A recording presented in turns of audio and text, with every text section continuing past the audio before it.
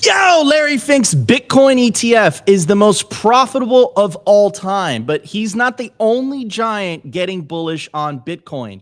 A $130 billion firm is predicting 600K Bitcoin in under 1,000 days. That's right. A massive firm that has a lot of legitimacy on Wall Street is predicting 600K Bitcoin by the year 2027. So who are we talking about? We're going to get to that in just a second. So you're going to want to stick around. Also, gold just hit $4,000 an ounce. That's a $27 trillion market cap. Once Bitcoin reaches parity with gold, that would make the Bitcoin price $1.27 million per coin. It's a lot. It's a lot of money. It's a lot of money. So anyways, before we get into all of that, ladies and gentlemen, what am I talking about? Well, I have a tweet or a post. It's not called Twitter anymore these days. Eric Balkunas, and he's talking about this. IBIT is a hair away from $100 billion. It is now the most profitable ETF for BlackRock by a good amount, now based on current assets under management. Check out the ages of the rest of the top 10. Absurd. So yes, I mean, this is what we were talking about. This was a theme on yesterday's show. We were talking about the alignment of incentives. If you have Larry Fink saying, literally, it's not saying, like, the proof is in the pudding, this is the most profitable ETF in BlackRock's history, that should tell you everything you need to know. That should tell you about the alignment of incentives. That should tell you how much Larry Fink has to benefit from number go up, from institutional Bitcoin adoption, from potentially the United States government adopting Bitcoin as well. This is history, ladies and gentlemen. The world's largest asset manager, their most profitable ETF is the Bitcoin ETF. That is massive, massive news.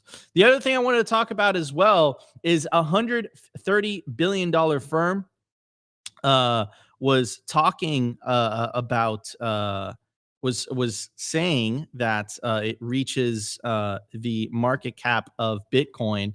I'm going to pull that up as well, the gold market cap, I mean. And here is a post by Matthew Siegel. And he says, we've been saying Bitcoin should reach half of gold's market cap after the next halving. Roughly half of gold's value reflects its use as a store of value rather than industrial or jewelry demand. And surveys show younger consumers in emerging markets increasingly prefer Bitcoin for that role. At today's record gold price, that implies an equivalent value of $644,000 per coin.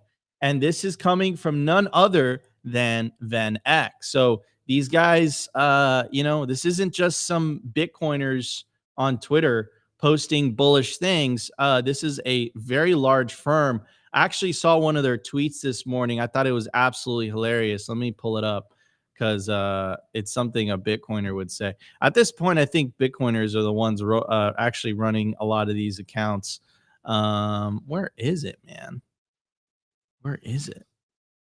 I can't find it. Anyways, I'll find it in a second. But anyway, they basically said 200K is bearish, something along those lines.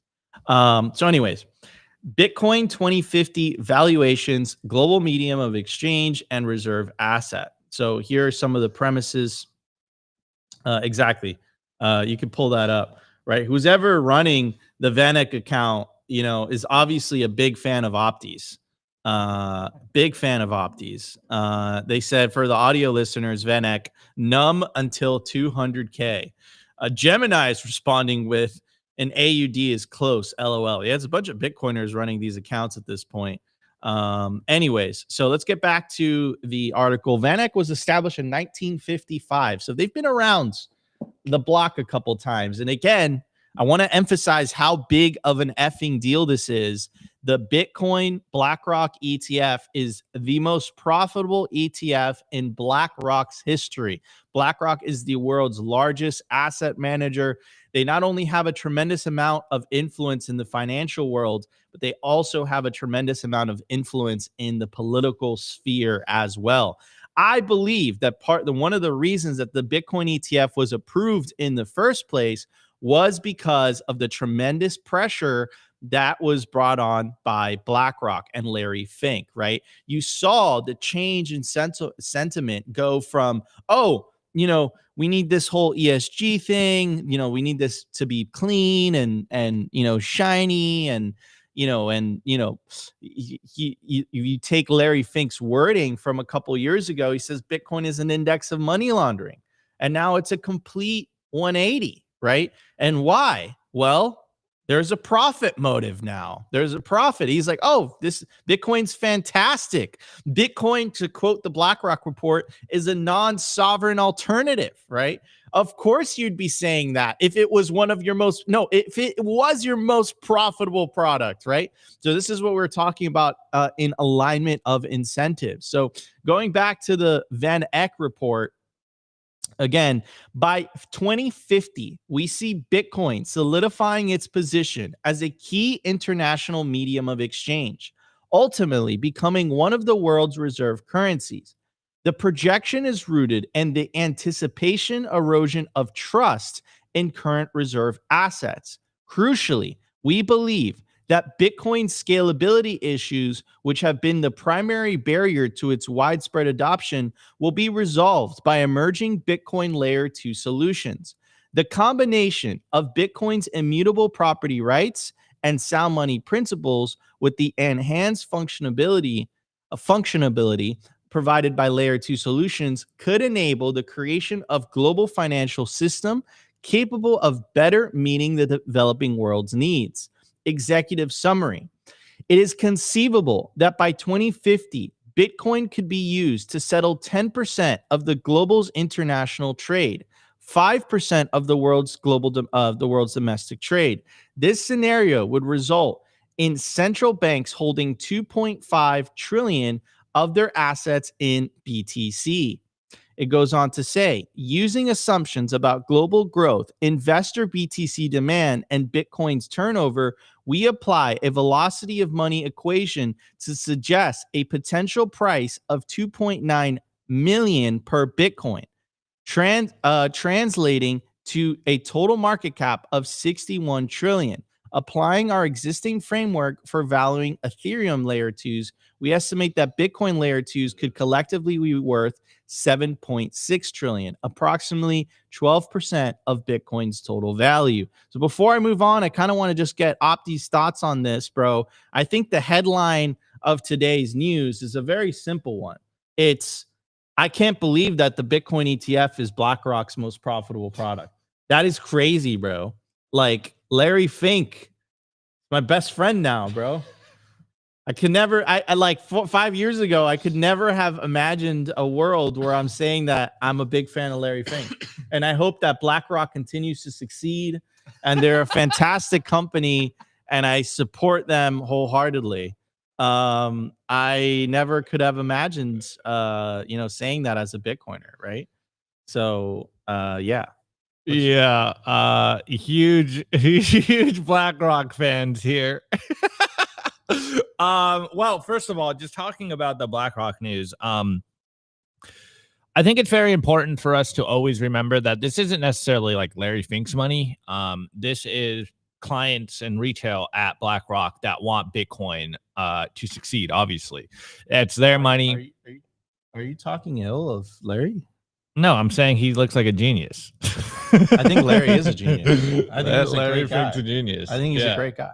Totally a great guy. We'll ignore all the ESG stuff for the last decade. Now that he's pumping Bitcoin, it's great.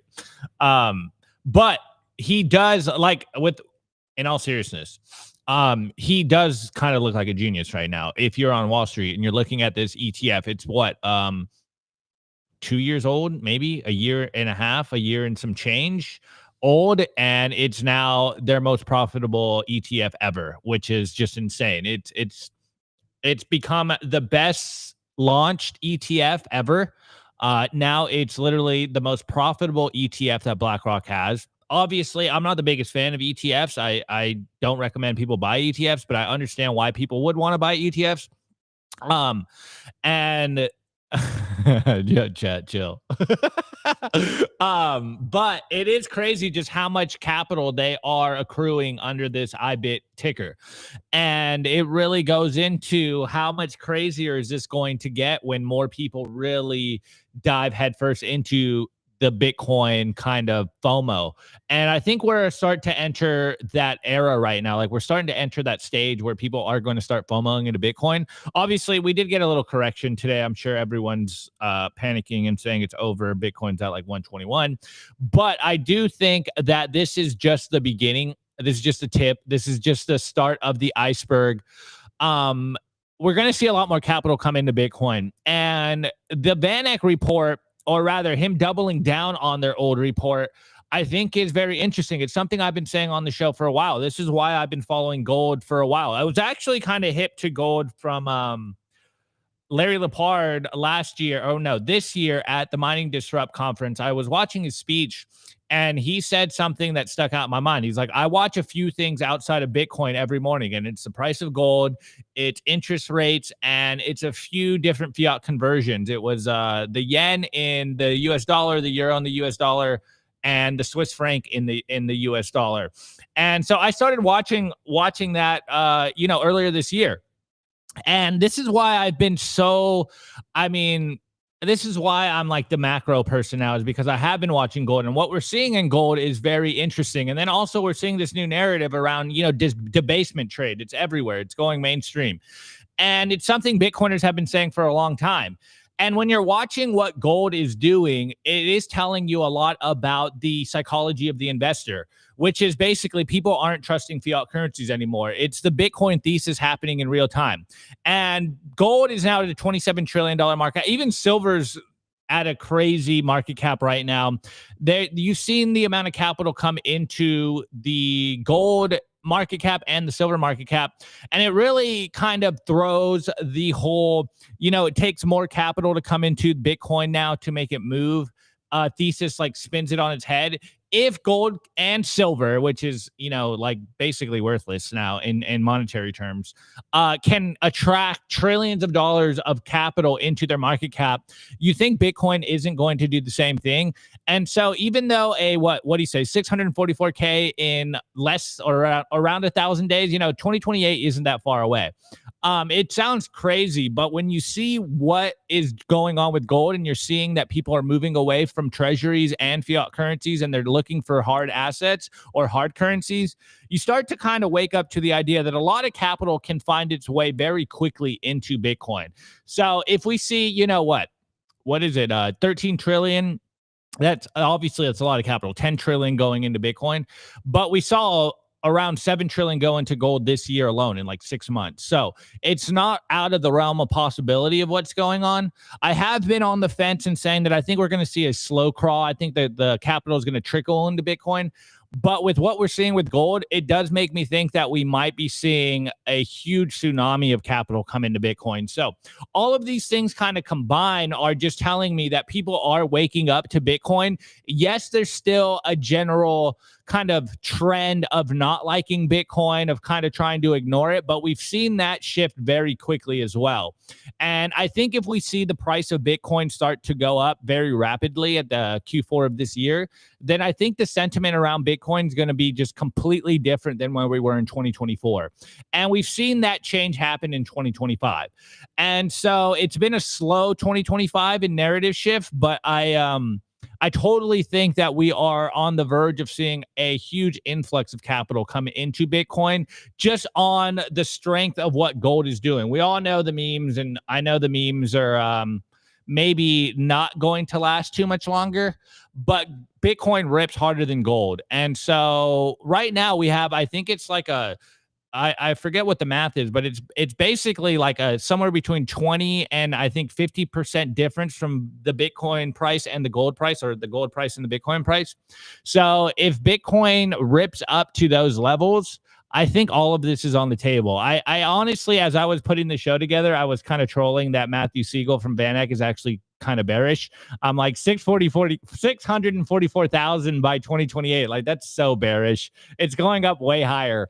And then Nico's sitting there like, dude, 644K in 3 years. Like, that's actually pretty good. So I think he's kind of bearish. I think this is a conservative take here. He's, again, having to market Bitcoin to a totally different audience than us. They have to be conservative in their price predictions. We could be as regarded and bullish as we want to be because we're just here on YouTube. We're just YouTubers. We're just Bitcoiners. So we can say crazy stuff. As Uncle Rockstar says, I'm doubling down on this. I'm making my Bitcoin predictions just so outlandish that people think I have something wrong with my head. Whereas they have to do the opposite. They have to be more conservative. They got to sound reasonable. So I think 644 by 2028 is honestly undershooting where it can go. But hey, Whoa. You know, by 2028. Yeah. I mean, my baseline was $500,000 or $1 million by $500,000 or $1 million by 2030. Like, that's what I was thinking. $500,000 to $1 million by 2030. Yeah, that's. You're bearish. That's what I was thinking. Totally bearish. To be honest. You're totally bearish. That's totally bearish. So, okay. Well, I want to go back to this article, man, because there is a lot of little golden nuggets. And Opti's a macro expert now. I'm not. So I just kind of want to give him the soapbox sometimes. So you're thinking 600K by 2028. Is bearish, dude. I'm thinking 644 by this year. What do you think about Josh? What do you think about Josh Mandel's prophecy? You know, I think he was smoking the hopium, and I'm here for it. I think you don't think it. Dude, he said 444 by November 8th. That's what he said. November 8th? Yeah. Well, he literally moved it. It was like 444 by like Q3, and then he moved it to November 8th. So what, in a month, you think we're going to go 300K up? Dude, that would be wild. I mean, I'd love to see that, but I'm at this point, I'm like the chat. I just want to see 200K and I'll call this year okay. Yeah, I mean, we're all just coping now. Dude, this is cope. Someone in the chat, MSTR 2x leverage kicked me in the nuggets. Yikes. Today. Were you on Robinhood? I hear Robinhood's messing with people right now. He said someone's December, saying remember? 500K by Christmas. Dude, I'd like to see that. The magician says he also said 87 December. I'm 4. Yeah. Wait. No, he said 87 in I don't know. I forget. I mean, he did get that one prediction like completely right. Anyways, going back to the topic at hand. Shifting trends in the international monetary system. To understand Bitcoin's potential role in the future financial landscape, excuse me, it is crucial to examine the current and shifting trends in the IMS. Anyways, so it just continues to just relationship between GDP. GDP correlates with cross-border payments, future trends for 4 principal currencies, base scenario debt projections. So it's a very all-encompassing report. A lot of charts, pretty charts. I'm going to put in the chat so you guys could verify this yourself. And I'm going to put it in the Rumble chat and the Nostr chat. Been loving streaming on Primal, by the way. Shout out to our friends. They were saying we left it on all day yesterday, Nico. Sorry about that, guys. We're still learning how to manage it. So anyways, someone's saying 150K by the end of October. But to kind of weave it back in, right? Bitcoin's market cap, gold market cap is now 27 trillion. And for Bitcoin to catch up, that would be a $1.27 million Bitcoin for it to reach the parity with gold, man. I don't see. It's a lot higher, bro. Yeah, but he said in that tweet, his base case is 50% of gold as the store of value kind of meme. So Bitcoin should reach half of gold's market cap after the next halving. Roughly half of gold's value reflects its use as store of value.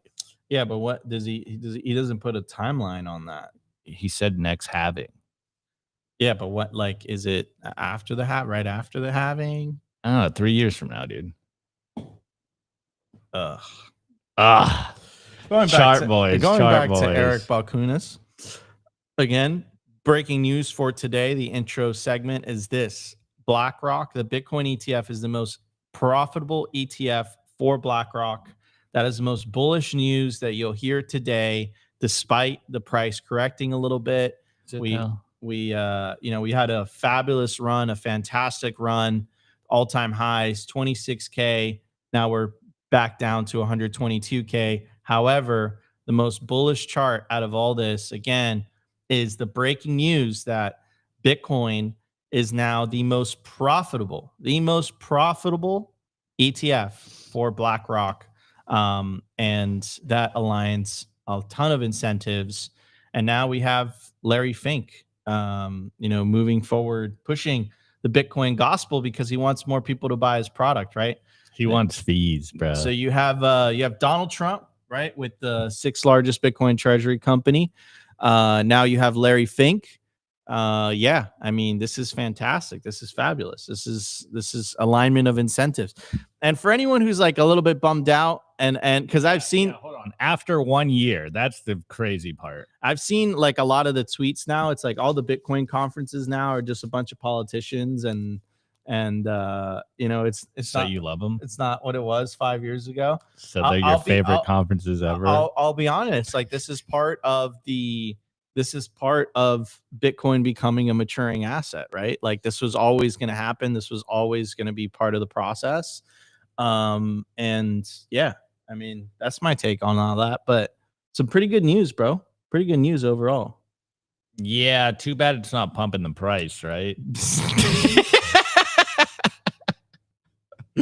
I don't know. As you can see, guys, yesterday I felt really good after the show.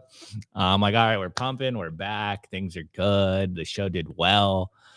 Today, it's like we're broke. Show's doing good, though. We're broke. We're back at 121K. Actually, I was joking about this morning. Like, as long as we're above 120, then we don't feel as broke. But the price corrected like 1.5%, and we're like, it's over. The bull run 126 was top for October. It is completely over. No, I'm trolling. I think what we are seeing is exactly what Bitcoiners have been saying for a long time, is whether you like the ETFs or not, whether you're a fan of Wall Street, which most of us probably aren't, what you are seeing is that there is a huge appetite for Bitcoin. And I think this is only going to increase. Obviously, Larry Fink, I wouldn't say is a Bitcoiner. He just sees gains, he sees fees, and he's like, I'm all in on this. I'm sure he is doing the rounds, and we've actually been covering this. What are you laughing at? The Nostr comment. What is the Oh yeah, sorry guys. We still don't know how to deal with Nostr streaming. I think what we are seeing though is that there is this, I don't know if we want to call it unlimited bid here, but there is like a lot of buying pressure now. And this is why I think we're seeing a little bit of the price kind of get frothy. And I mean, dude, my boy here in the chat, what happened to October? Dude, I'm not going to dox you here, but we can't take signals from you. It's been a week of October, dude. Like, we still have 3 more weeks of this, okay? This is a Tuesday of the second week of October. We corrected 1.5%. And it's like the sky is falling. Come on, man. It's over, bro. Pack it up. The top was 2 weeks ago. Yeah, dude. Like, it's over. It's over, bro. Pack it up. Dude, we haven't hit an all-time high in like 8 hours, dude. What is going on here? This is whack. It's over, bro. Pack it up. Take it home. I'm just kidding. Anyways, guys, it's going to be a fantastic show. Opti's ex-girlfriend, that's a joke, Chrissy Lagarde. Fucking so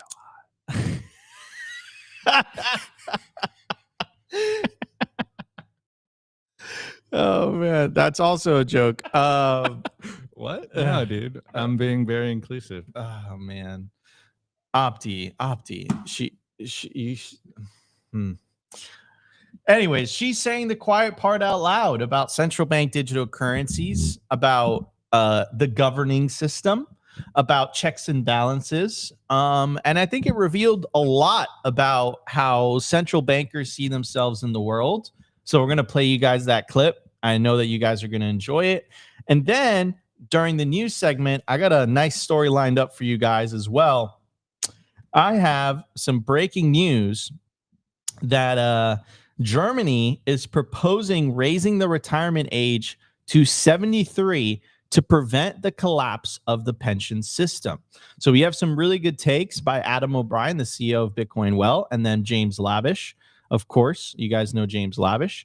And then we have an article about it. But it's really interesting. I would say, like, you know, when I hear pension system or when I hear like 401k and all that stuff, like, you know, I'm just thinking, I'm like, you know, like, is Medicare even going to exist by the time I get by the time I'm 70? It doesn't even exist now. Like, no, it does. It does. It's actually pretty good. I know. But if you're like over 65, like everything's free, supposedly.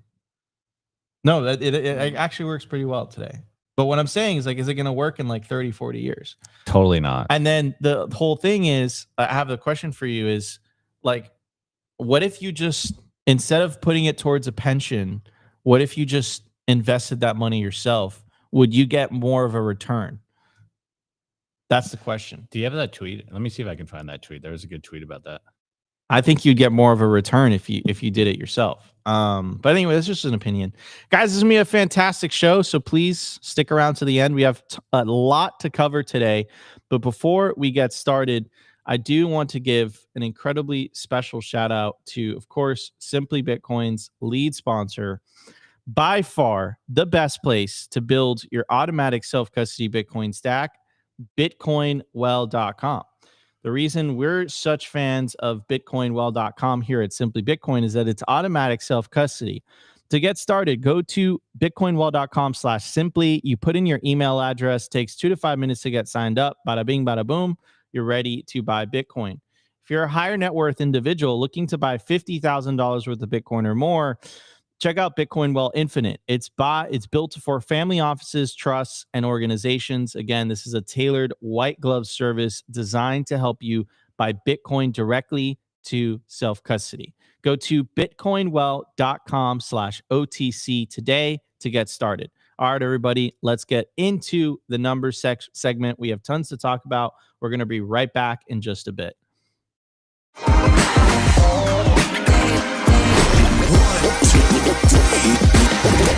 I want to give a shout out to our partner, Stampseed. Is your Bitcoin in cold storage really secure? Are your seed phrases really secure? Stampseed's do-it-yourself kit has everything you'll need for you to hammer your seed words into commercial-grade titanium plates. Instead of just writing them down on paper, paper is fragile. Titanium plates are strong. Your words are actually stamped into the titanium plate with this hammer and these letter stamping tools. Once the words are in, they aren't going anywhere. No risk of the plate breaking apart and pieces falling everywhere. Titanium stamp seeds will survive nearly triple the heat produced by a house fire. They're also crush-proof, waterproof, non-corrosive, and time-proof. And now you can customize your titanium seed plates. You can upload your design or logo and they will laser engrave it on the back of your seed plate, the opposite side of where the words are. Stamp your seed on Stampseed and use promo code SIMPLY to get 15% off anything on the stampseed.com store. All right, everybody, we are back. If you guys are enjoying the show, smash that like button. And also go to stampseed.com today. And guys, get yourself a stamp seed kit. Don't store your seed words on paper. Stamp them into titanium opti. We're awfully small. Thank you so much. This is the new 12-word seed kit right here. I'm holding it in my hand. Go to stampseed.com today. Use promo code SIMPLY. Get 15% off anything on the store. All right. At the time of recording, the Bitcoin price is $121,400. Block height, 918,062. Sats per dollar, 824. Market cap, 2.42 trillion. Bitcoin versus gold market cap, 8.6%. Decline from all-time high, negative 3.8%. We're down way more than 2%, bro. We're down 4%, basically. Realized monetary inflation, 0.84%. Well, I did the math before it dropped under 121. And here's this very good thread. This is a stunning admission from ECB President Christine Lagarde, and a perfect window into the Chrissy, into a certain mindset. She laments that democratic process is a drag, and that speed of the essence, Okay, so that is effing crazy. Dude, just play the clip. That is effing crazy. Is there a clip down here? Yeah. Okay. Let's see. But we are victim of our own legacies and complications and this democratic process that we praise ourselves with, and rightly so, but which is operating as too much of a drag at a time when speed is really of the essence. I'll share one frustration with you. When I started back 6 years ago, I was adamant to push for the digital euro and to make sure that we would be digitally anchored with central bank money. Given the time that it takes, and this is currently pending before the European Parliament, given the time that it takes, I will be gone. In other words, my mandate will have expired when the digital euro is eventually launched for good. This is too long. It takes time. When you want to launch something, it has to be right. And the same applies for securitization, for capital market union, for banking union, and what have you. But we just have to accelerate. So my plea is for an understanding of the speed at which reforms have to take place and change has to occur. Because we don't want to be left in the dust. I don't. Holy wow. Okay, so let me just translate what she just said. All right. Mind you, these are the same people that talk to us about democracy. And this is why we've been making the case for you guys so long, that it's democracy as long as it heads in their direction.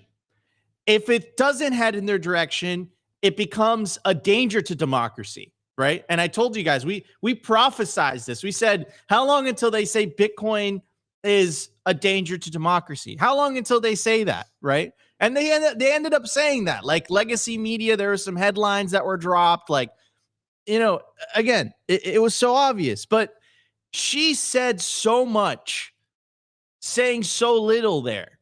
She has no respect for the checks and balances. Remember, the whole democratic process is not meant to protect the majority. It's meant to protect the minority. That's the whole basis of the system. So what she's saying, and remember, I've heard like Trudeau say something very similar too as well. She's like, I really like China because, in China, you can just get things done, right? We've seen like Western leaders say, oh my God, I love how China's doing it. And we've seen Christine Lagarde talk positively of China. So just connect the pieces together. What was the first country that successfully launched a CBDC? It was China. She's talking about frustrations with the democratic system. You know what country doesn't have a democratic system and has a total totalitarian dictatorship where the central bankers and the government basically control the citizens through a digital ID and central bank system? You know where that's the case? It's in China. Also, shout out to Rumble, 500 live viewers, baby. I'm loving it. She's admitting it. She's saying the quiet part out loud.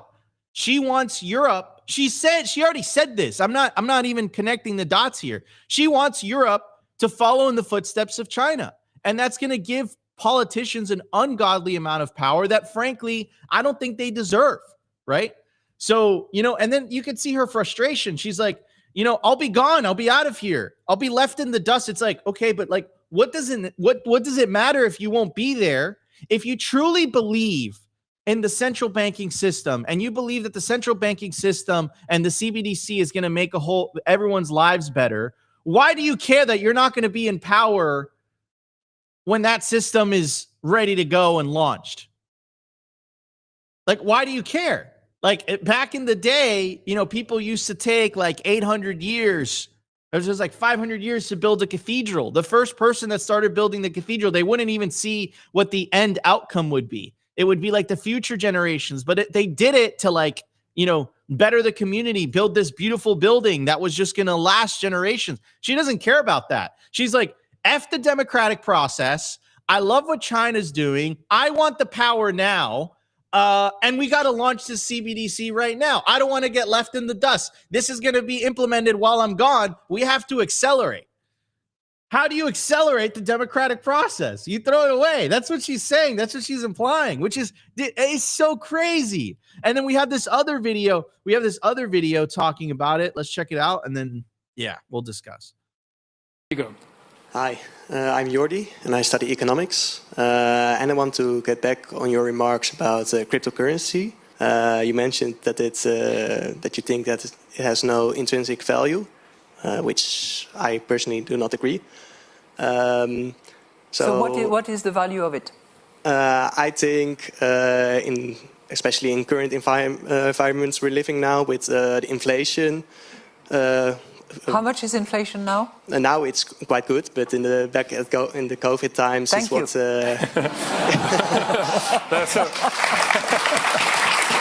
Yeah. It's, just to say for the people who don't know, I think 2%, a little bit more in the 2.2 latest reading in August. In the Netherlands, a bit more in the Netherlands. In the Netherlands, it's 3.3 and going up. So you're going to say that you think Bitcoin is a better instrument. How many do you have, Bitcoins?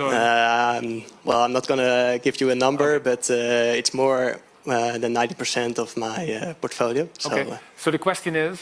So can Bitcoin be like a digital form of gold? Okay. No. That's the final answer, right? Yeah. Shall we leave it? You know, I hesitate to say that, but I say it because I have no fear. Because I know that the social media tonight and tomorrow is going to hit me like crazy, because that's the community that they form, and that's the belief that they have, and that's the confidence that they generate amongst themselves. But I still am of the view that there is no intrinsic value and there is no underlying value to it, which doesn't mean to say that there is no hype created as a result, that some can associate with a value, meaning a price, which then moves up and down depending on what happens, who is instrumenting all this. That last part made absolutely no sense. So she basically admitted, she's like, it has value because there's hype, there's communities that believe in it, but it has no intrinsic value. So she's contradicting what she's saying. Also the part that gave me the most amount of cringe when she was she's like, she asked the guy, she's like, so what is inflation now? And the guy's like, oh, it's quite good. And she's like, yes, it's 2%. 2% theft. It's still 2% theft. It's still 2% debasement. Bitcoin's been going up. The CAGR that Michael Saylor anticipates for the next 20 years is 30% year over year. The current Bitcoin inflation rate, which is going to go down forever, Laura, is currently at 0.84%. And that number is just going to continue to go down. So again, like this crazy round of applause, like seals, like, oh my God, thank you, Chrissy, so much for bringing down, you know, the fact that my currency is debasing because you printed money. Thank you for bringing that down to this 2% magical number. I appreciate you so much.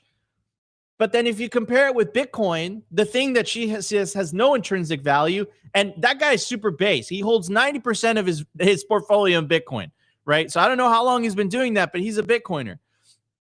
I will say is, you know what the value is? The value is, to use her words, not mine, is that I can escape that system of 2% debasement.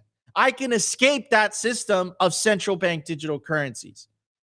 I could opt out of that system into a system that is deflationary.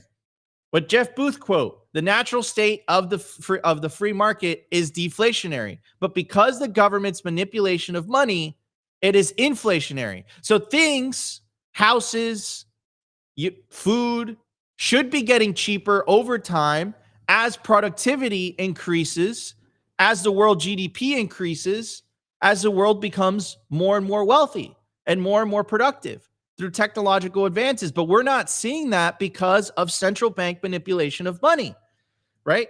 So again, she's like taking the credit for it. Then before that, like her inner tyrant comes out and she's like, you know what? Like F democracy. We got to be more like China. We got to roll out this CBDC. We got to accelerate. F the checks and balances. Like I won't be here to see the rollout of the CBDC. I won't be able to go after the people that talked ill of me of social media on social media. I won't be able to shut down their accounts, man. I want to be able to see that before I'm gone. What the F is going on, man? So yeah, like this is crazy. This is something out of a movie. You couldn't write this better if you tried. This is comedy. Comedy with tyrannical government underpinnings underneath, but it's comedy nonetheless. That's crazy. That's crazy by Chrissy Lagarde, bro. What the hell did you do to that woman? You know, I was gonna say I agree with her. No one should be talking bad about Chrissy. She's great. I mean, she. Do you see those leather pants? She's great. Not me, but you see them scarves, man. She's amazing. I will say this though. Did you see how she bowed when everyone clapped for that 2%? Yeah, it's so smug. That's what I love about her. So smug. Dude, but that's crazy, bro. That is wild. It's like, oh, I'm going to take, yes, I'm going to bow. I'm going to bow. It's like, look, Bitcoin is already beating that 2%. That is wild. That's wild. That's crazy. It's like we printed a crap ton of money, and now we're bringing the debasement rate back to 2%. And now I'm going to bow and take credit for that. Like, I don't have anything. She's an amazing woman. I don't have anything else to say. She's an amazing woman. I don't have anything else to say. I'm just mind blown. Like those videos were way better than I thought they would be. Yeah. Can I talk about that first one? Because that one is crazy talk.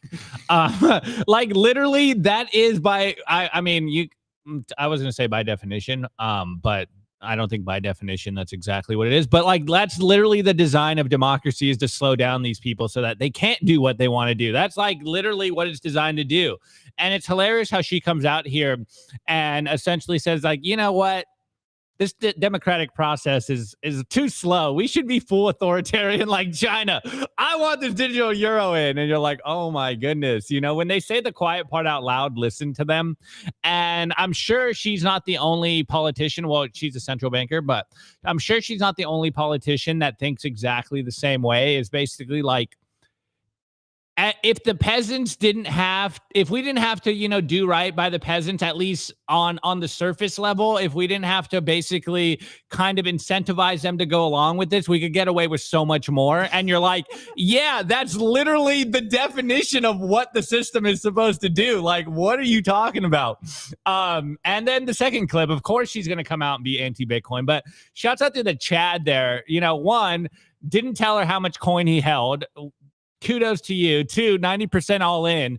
And then I was literally trolling this morning with my buddy Sal. I was in the gym and we were trolling, and we kept just saying all of the FUD lines that people have around Bitcoin. And one of them was literally, oh, but there's no intrinsic value to Bitcoin. And you're just like, what's the next FUD? It's just they're not bringing their best. They're literally rehashing old FUD lines, and it's just hilarious. It's like, okay, cool, man.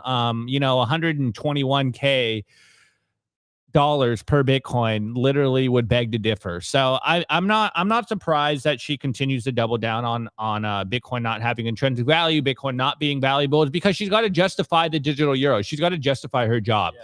And that's what it's all about. Because if she continues, or rather if they very slightly embraced Bitcoin and kind of justified our reasonings for being a Bitcoin, then people wouldn't use digital or central bank money. Like, that's their whole job. Their whole job is to kind of gaslight you into believing that central bank money is the only real money, and they should be in control of that money, and they're justifying their job. So, you know, are we surprised that they're saying this? Like, not at all. I think you hit the nail on the head. They're absolutely justifying their job 100%. They're justifying the very existence of the central bank. And keep in mind, a CBDC would not exist if it wasn't for Bitcoin. A CBDC is a response to Bitcoin because they fear that they're losing their monopoly on money. And if they lose their monopoly on money, that's where Opti's statement comes in. They lose their job. And I think that's what it fundamentally comes down to. But again, guys, like, don't celebrate. Don't celebrate. You know what freaked me out a little bit there? When she asked the guy, she's like, so what's the inflation rate now? Yeah, that was crazy. And the guy's still like, oh, it's quite low now. I would have said, like, if she would have said that to me, so like, what's the inflation rate now? I would say it's higher than Bitcoin's. That's what I would say. I would say it's higher than Bitcoin's. The money's still debasing, right? And she would have no counter to that, but she bought into her framing. She's like, it's quite low now. Money does not need to debase in order for it to function. And everyone in that audience, they bit into that trap. They caught into that framing immediately. He's like, oh, it's quite low now. And everyone starts clapping like, oh my God, this amazing central banker, she managed to make the inflation rate lower. Like I am fantastic. And she's got her leather pants and she's got that sexy leather pants. Opti's joking. And she's got that like smug face, you know, like, no, bro, like, no. Well, you know, the more interesting angle of this is, even though, you know, they quote unquote got the inflation level down, it's never going to go away. And so, yeah, maybe they got it down from 8% to 2%, but that still means you're losing 2% of your purchasing power a year. Like, people forget that, yes, maybe the inflation rate is going down, but you never go back to zero. You never go back to reset where you get more of your money. It's just still, hey, remember last year you lost 8%, but this year you lost 2%. You know, compound that. It's much more than just 2% inflation rate here. So, and few people understand what the economics is actually and how it actually plays out in your pocketbook. But again, shouts out to the kid there. He's like, I study economics and I'm a Bitcoiner, and like, based. Yeah, man. But we still have a lot of work to do because, like I said, the fact that the whole audience clapped meant that they accepted her framing in the first place. The framing is this: money should not lose purchasing power. That's the framing. Don't buy into, oh, if money doesn't lose purchasing power, people won't spend. That's not the decision of a central banker to incentivize people to spend or not. That's your decision, the person who worked for that money in the first place, right? So anyways, let's get to the news segment, everybody. We're going to be right back in just a bit. Some interesting news coming out of Germany. We're going to talk about it. I want to give a shout out to our partner, Ledin, the leader in Bitcoin-backed loans. Unlock the liquidity in your Bitcoin without having to sell your Bitcoin. They've issued $9 billion in loans to over 10,000 customers since 2018. I absolutely love these guys. Not only do I have an account with them, but I also have a loan. And what I love about them is that there are no monthly payments, and you could pay back the loan at any time. As soon as you send your Bitcoin as collateral, you'll have cash in your account within 24 hours. Over 1,000 five-star customer reviews, and they've never lost a single dollar or sat of customer money. Go to learn.ledin.io/simply today, and you'll get 0.25% off your first loan. I want to give a shout out to our partner, sat123.com. Sovereignty isn't just about your money. It's about your communications too. When the grid goes down, most people go dark. Cell towers fail in hurricanes, cyber attacks, and blackouts. But satellite phones, they don't rely on local infrastructure. Iridium has 77 satellites in orbit, giving you a direct line anywhere in the US, even offshore. If you hold your own Bitcoin keys, you should hold your own comms too. Sat123.com also has everything you need to start building your Bitcoin citadel. Starlink, battery backups, Faraday bags to protect your hardware wallets, and much, much more. It's a one-stop shop for anyone serious about resilience and off-grid independence. Stay connected, stay independent, stay sovereign. Go to sat123.com/simply today and use promo code SIMPLY to get 15% off anything on the store.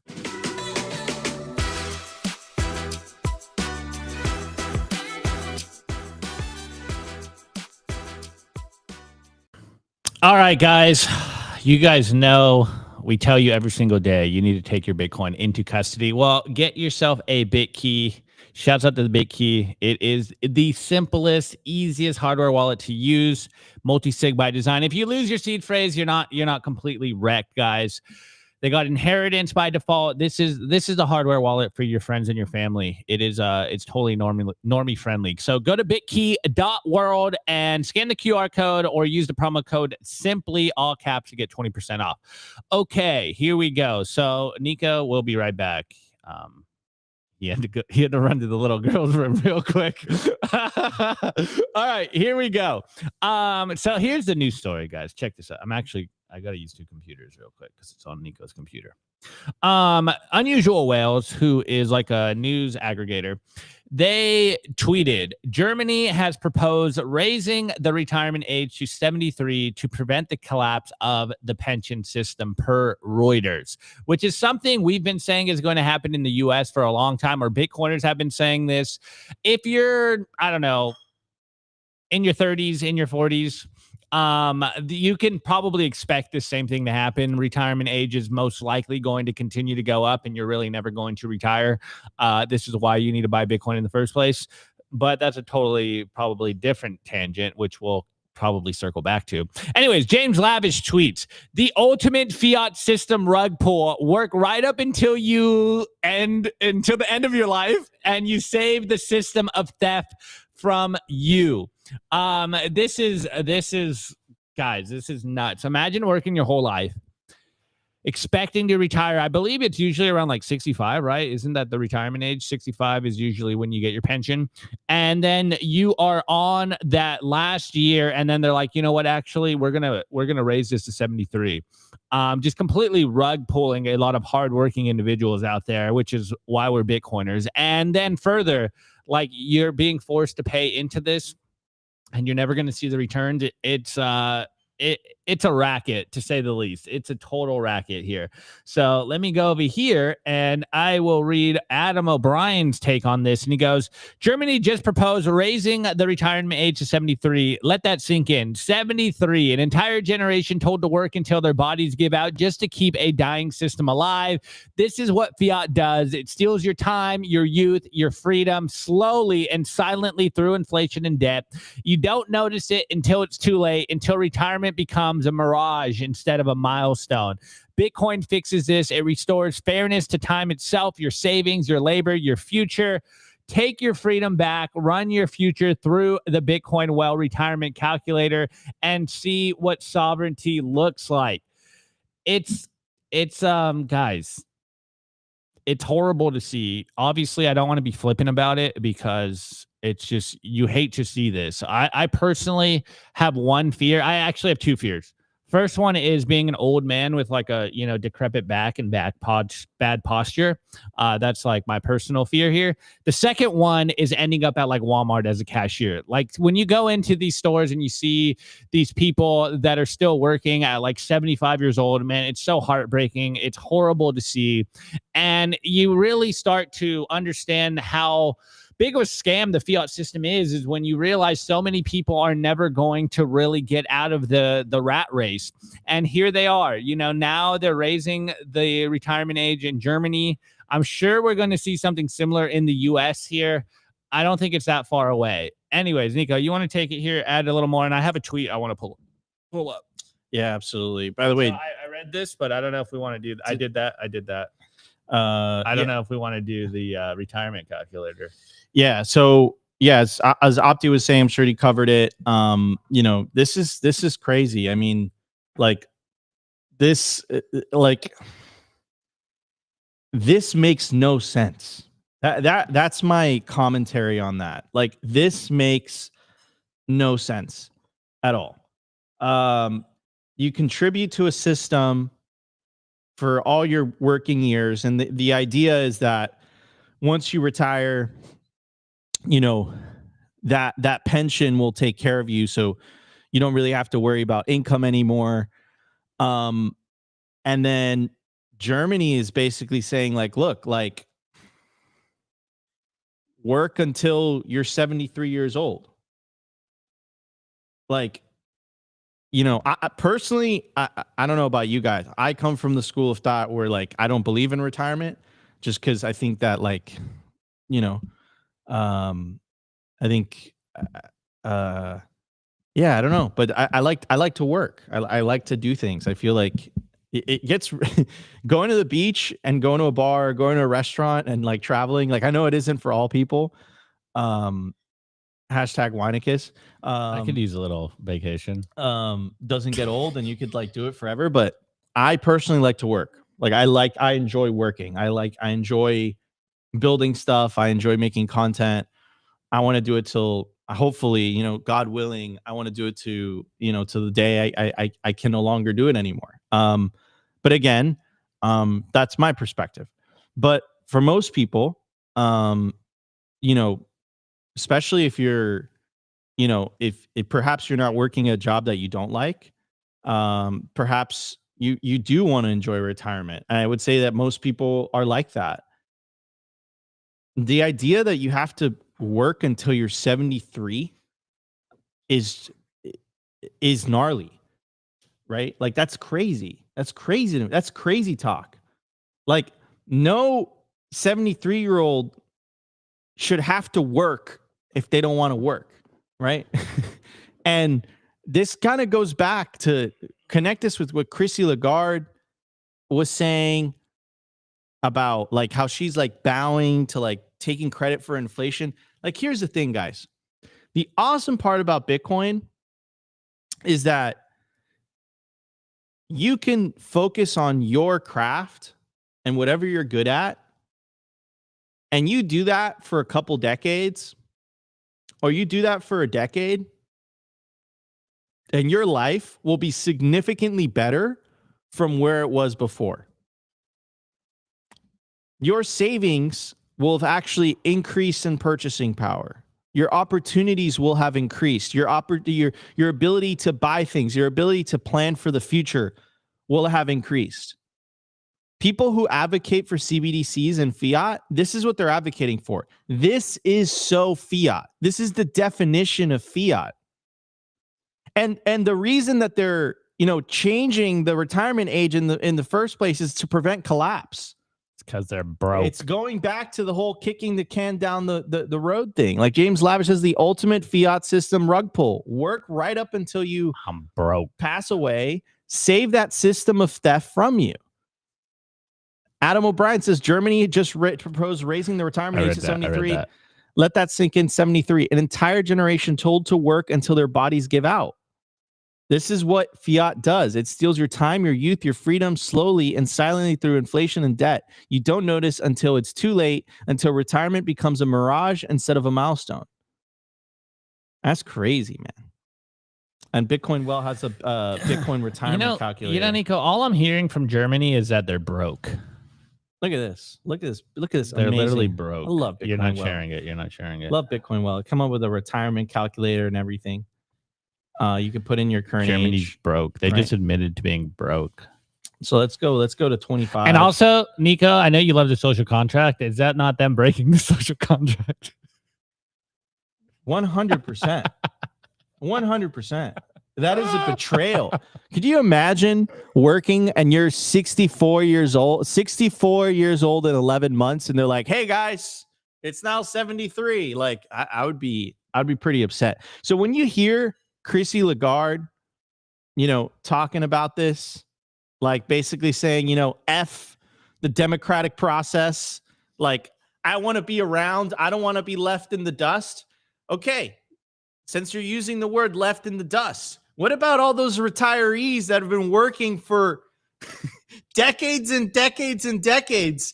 And now you want to accelerate the democratic process when it comes to central bank digital currencies, which are just going to exacerbate this fiat system that is stealing the life energy out of millions of people. You want to accelerate it as long as the central bankers stay in control. But when the little people want to come up and when they want to use an alternative, to use your words, an escape valve out of that system, you know, you say it has no intrinsic value, even though you say it has intrinsic value, because people, not bankers, determine whether something has intrinsic value or not. The free market does, not a banker, as much as she would love for her to be the one that gets to determine what the price of Bitcoin would be. yeah, these are the two worlds in front of you. When I mean Bitcoin or slavery, it's not a hyperbolic statement. Not hyperbolic whatsoever. These are the two paths. Could you pull up that meme of like the sunny day in the castle, the fork in the road, and then like the dark castle? There are two paths in front of you. Two paths. And I want you guys to decide what future you want to live in, what future you want your children to live in, this dark future or this future of peace, prosperity, opportunity. This is what Bitcoin is. That's what Bitcoin is, right? So anyways, I know that Opti told you about this, guys, but... Wait. I got a good tweet here. I got a good tweet from our boy, Uncle Jack. While you pull it up... I'm trying to find this meme. Guys, go check out the big key. I did that. Go check out the big key. I did it. You put in your fingerprint. It opens. You tap it to your phone. All right. I can't find a YouTube-friendly one. It's a multi-sig tap I can't hardware wallet. It's incredibly find easy to use. It's the perfect gift to give to somebody that's just getting into Bitcoin. It's an amazing cold storage wallet. It's made by our friends over at Square and Cash App. Anyways, here's just the template itself. We should just make the meme in real time. Yeah. So my question to you is, which way Western man? Which way Western man and women? Right? Like, no, put CBDC instead of slavery. Like, so you got the Bitcoin on the left, and then you got a CBDC on the right. Like, those are your two choices. You don't understand, guys. Like, I'm not being hyperbolic when I say this. There is no other route. There is no middle route. There. Like, you guys want memes. I made one. They're trying to get rid of cash completely. They're trying to get rid of it. These are the only two paths you have. And you got to decide which path you want to take. You want to take the path on the left, or do you want to take the path on the right? Going right, bro. Chris, let me know how that goes. Let me know how that goes. Hang out with Chrissy. Anyways, guys. Wait. I got one tweet. I got one good tweet here. That fits into this. Shouts out to Jack Cruz. He tweeted this the other day, and he goes, by the time I'm 67, over $600,000 will be paid into Social Security on my behalf. That money would have been worth $1.9 million if I had gotten a 5% return. My annual interest would be $95,000. And now the government promises me $3,000 a month at 67, which is $37,000 a year. How is this not theft? Yeah, I mean, dude, I'm personally not a big fan of it. But again, I like, maybe it's just our personal beliefs, our personal economic beliefs. But yeah, like, I just don't think government should be involved in money, period.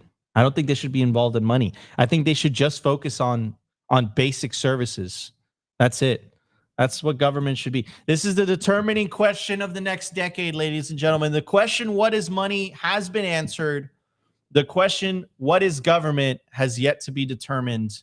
And that's what we're going to be living through the next decade. But we're going to be here for you guys to hopefully guide you through the separation of money and state and see how that question is answered. It's going to be a bumpy road along the way. Anyways, guys, stay tuned. We still have an incredible show left for you guys. I'm bringing back the topic, Nico. Renting versus buying. We got it. Woo!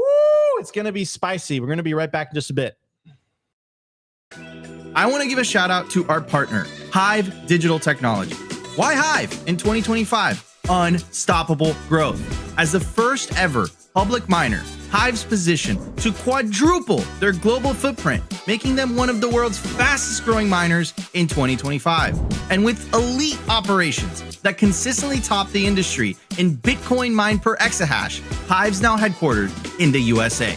They're lean and mean, they're green and clean, and they're rewriting the playbook on sustainable Bitcoin mining.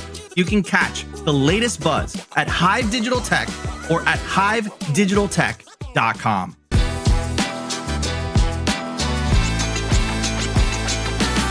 I want to give a shout out to our partner, BitcoinBend.io. If you're into freedom, Bitcoin, and building a real community, this is for you. Gain exclusive access to real-world, members-only, private clubs across the globe, featuring poker nights, expert-led classes, co-working spaces, educational meetups, live events, and more. Current locations include Sarasota, Nashville, Boston, Dallas, Las Vegas, and St. Louis, with new clubs launching soon in West Palm Beach, Scottsdale, Alabama, and beyond. Not to mention Bitcoin Ben's resorts in El Salvador. There's 3 of them, and they're absolutely beautiful. You'll also get access to the first fully backed Bitcoin bank with fiat ramps and savings accounts. It's called Private Key Bank, and you guessed it, it's based out of El Salvador. Go peer-to-peer with Bitcoin bulk buys. Tap into home equity for long-term Bitcoin growth, and join their exclusive mining pools if you're interested in mining. What are you waiting for? Head over to bitcoinben.io. Join today, where Bitcoin meets freedom.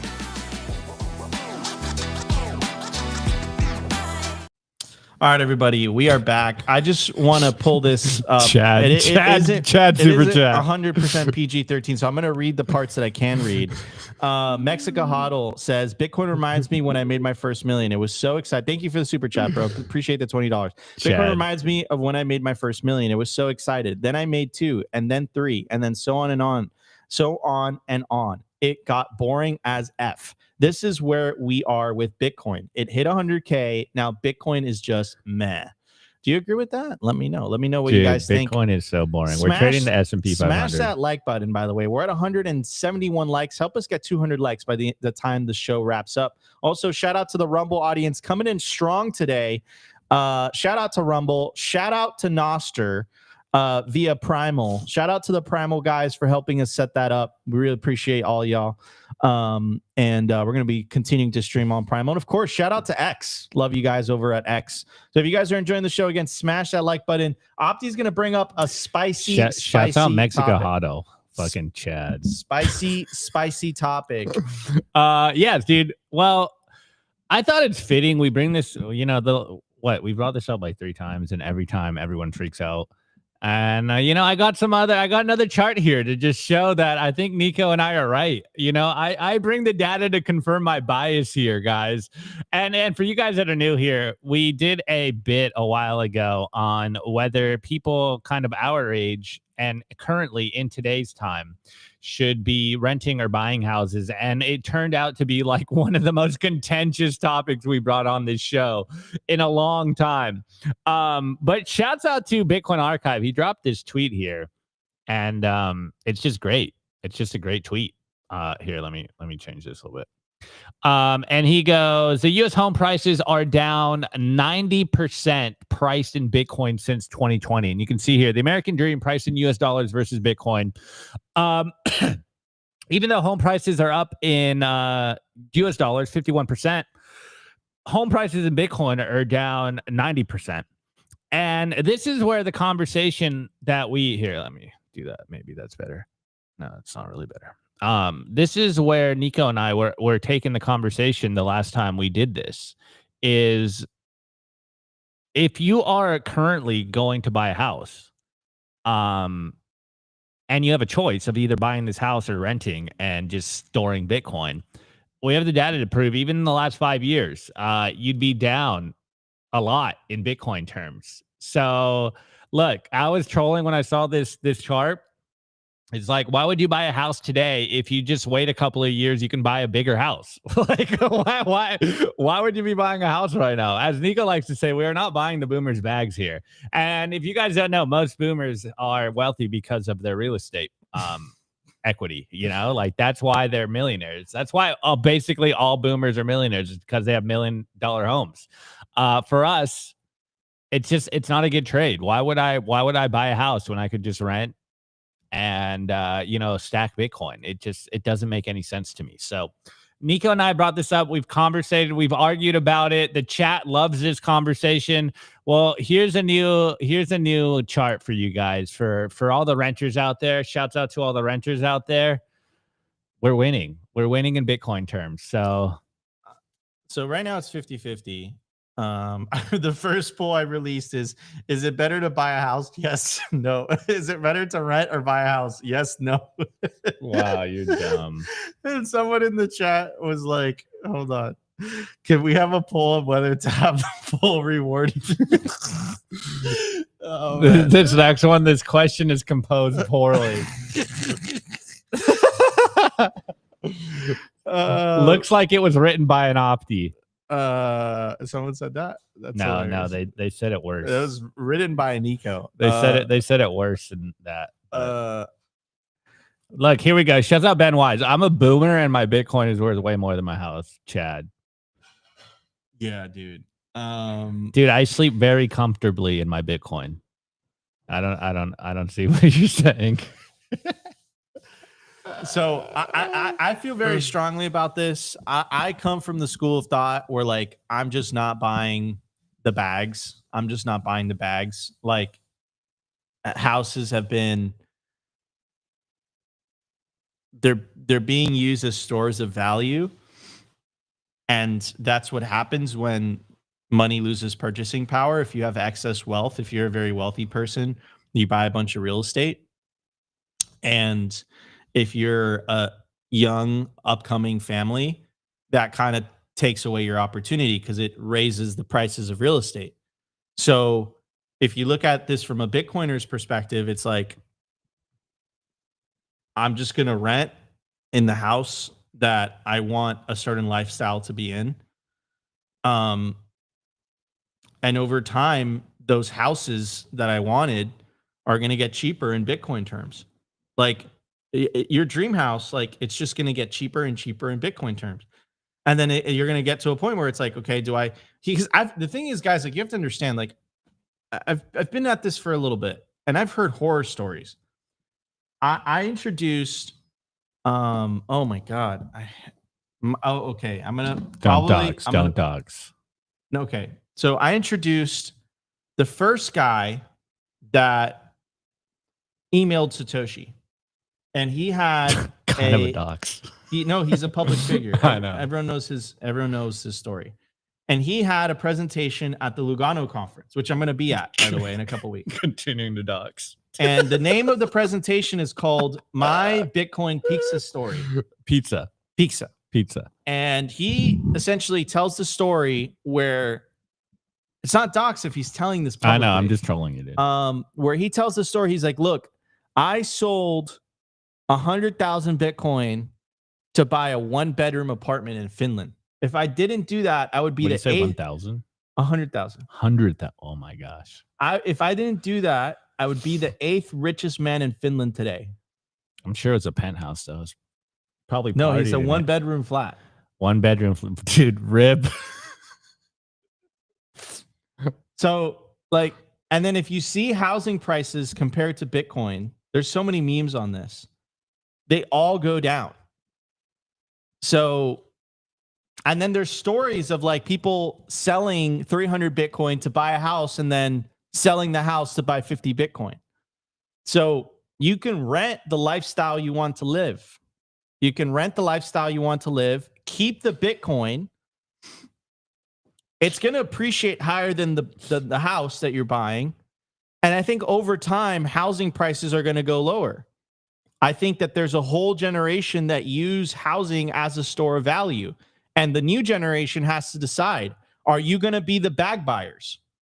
I'm not. Nope. I'm not going to be the bag buyers. I refuse to do that. And the thing is, who are they going to blood on the streets? Who are they going to sell it to if no one's going to buy it? That's my question for you guys, right? Do you think the millennials and the Zoomers have the money to buy all this inflated housing price? Dude, no Zoomers way. literally Zoomers live with like 4 roommates. It's not possible if they're not in their parents' house. It's not possible. So I'm going to check out this poll. I'm going to end the poll. 75 of you voted on YouTube. 76 voted. 59% said it's better to rent. 41% said it's better to buy. Again, this is our opinion, guys. Like everyone has an opinion. And look, you're right. Like, of course, whatever makes you happy. Bro. Of course, we are generalizing, but like, if you're doing that today, it just kind of, on average, it just makes no sense. Yeah. So, anyways, I'm just reading some of the Nostr comp. JN 1776 says, "Yeah, I want a bigger house now, but I'm just going to keep the house I'm in for now. I'm just going to keep stacking silver and Bitcoins." Vampire MJ says, I borrowed against my house to buy Bitcoin. My girlfriend freaked out. Ballsy, bro. I hope you use Ledin. Dude, you heat locked your house. Crazy. I hope you use Ledin, dude. Anyways, guys, I do want to give a quick shout out before we wrap up today's show. Thank you guys so much for tuning in. It's a fantastic show. Great numbers, despite us falling off a cliff price-wise. Guys, we're going to be in Dallas, Texas. Hashtag Opti is going back to Texas. That's right. It's happening. It's not fake news. It's real news. Opti will be in Dallas, Texas, in cowboy boots at the Mining Disrupt Conference, November 11th through the 13th. If you want to see Opti in cowboy boots in Dallas. I'm actually going to have to take my cowboy boots now. In Dallas, I do. You're not going to want to miss Mining Disrupt 2025. It is going to be the largest Bitcoin mining conference of the year. It's a Bitcoin mining conference, it's an AI conference, and it's an energy expo. The whole Simply Bitcoin team is going to be there. Me, Opti, Rustin, Dante. It's going to be fantastic. It's going to be awesome. You're not going to want to miss Mining Disrupt 2025 in Dallas, Texas. We hope to see you guys there. Again, it's November 11th through the 13th of 2025. Hope to see you guys in Dallas, Texas.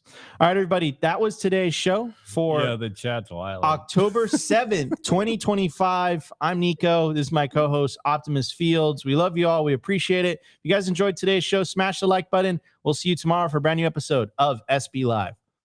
Today's episode was brought to you by BitcoinWell.com, a Bitcoin-only platform on a mission to enable financial independence.